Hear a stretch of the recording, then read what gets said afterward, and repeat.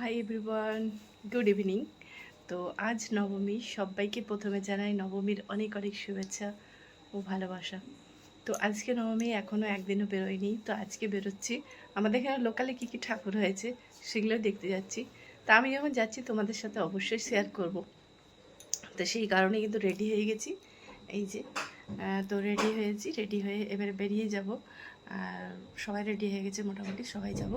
তো বেরিয়ে যাচ্ছি, তোমাদের সাথে অবশ্যই শেয়ার করবো কোথায় কোথায় দেখছি। এখানে 3-4টে মতো আছে আমাদের লোকালে, ওই 3-4টে ঠাকুর দেখে তারপর আবার তোমাদের সাথে বাড়িতে এসে কথা হবে। চলো বেরিয়ে পড়ি। প্রথমেই তোমাদের দেখাচ্ছি আমাদের কলোনির মন্দির। আগে আগে কিন্তু আমি হেঁটে চলেছি। এটা হচ্ছে আমাদের কোনস্টুরিয়া কলোনির মন্দির।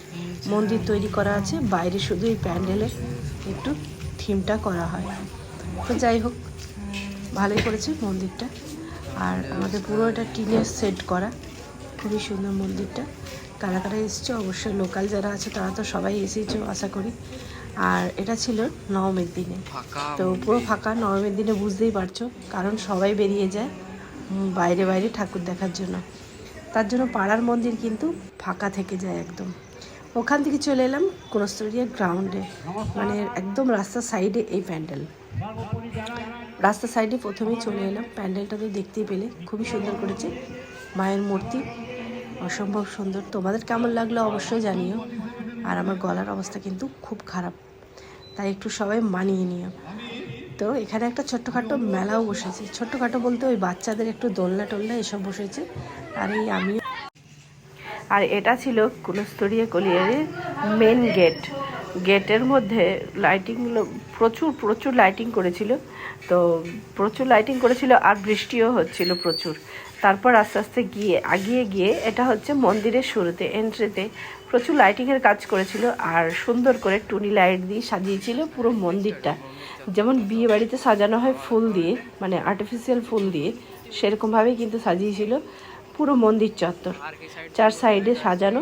আর যে টাইমে আমরা গিয়েছিলাম সেই টাইমে হচ্ছিল মায়ের সন্ধে আরতি। খুবই ভালো লাগছিল দেখতে। আর এখানে আশেপাশের মানুষ যত রয়েছে সবাই কিন্তু এই মন্দিরে আসেই। আর মায়ের মূর্তি সত্যি অসম্ভব সুন্দর হয়েছিল মূর্তি। সবাই তোমরাও দর্শন করো।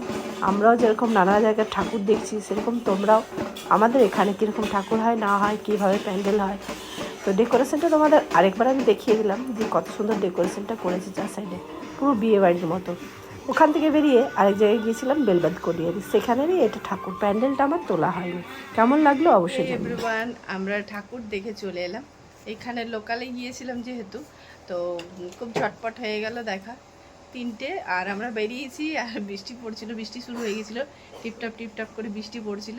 তো তাড়াতাড়ি আমরা, এখানে 3-4টে ছিল, তবে 3টে দেখে, মানে 3টে বলতে আমাদের কলোনিটা নিয়ে 3টে ঠাকুর দেখে আর পালিয়ে এলাম তাড়াতাড়ি।